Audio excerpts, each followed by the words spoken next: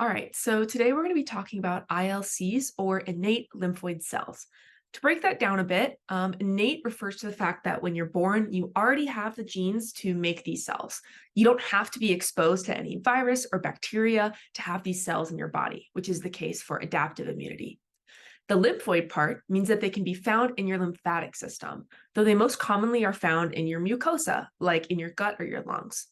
Their main job is to send out chemical signals when they detect an infection to recruit other immune cells to the site of that infection to maybe kill the pathogen or start inflammation or something like that. If this job sounds really similar to the job of a T cell, that's because it actually really is. ILCs are special because they kind of straddle the line between innate and adaptive immunity. They have really similar job to adaptive cells like T cells. And there are also many different types of ILCs with many different functions. As you can see in this diagram, we have different tissue signals, which results in different ILCs being recruited to that area, which leads to different effects. However, they're not actually adaptive because they don't have the same receptors or life cycle that adaptive cells like T cells have. So ILCs are just really unique in that way.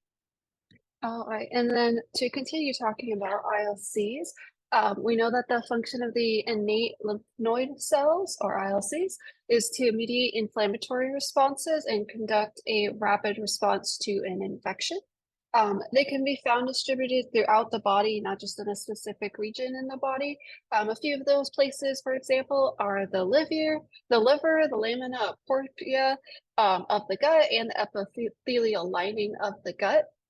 These are within the areas that they are able to differ and or start a specific innate response and to allow effector cytokines in order to rapidly respond to any type of infection that you might find in the body. So on the screen here, I have some examples of our different ILCs and what they're capable of doing. As both Anna and Amanda mentioned, ILCs play an important role in our immune system that help us fight infections.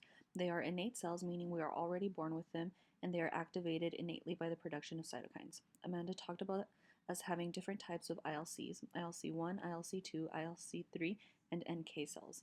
ILC1 activates macrophages to fight against viruses and intracellular pathogens. ILC2 stimulates the production of IgE from B cells as well as stimulates eosinophils, basophils, and mast cells. They also stimulate the expulsion of extracellular parasites. Then we have ILC3, and the role of ILC3 is to stimulate and regulate the immunity of extracellular bacteria and fungi at the lungs and gut, also known as our mucosal barrier. Lastly, we have NK cells, also known as the serial killers, that kill infected cells through apoptosis.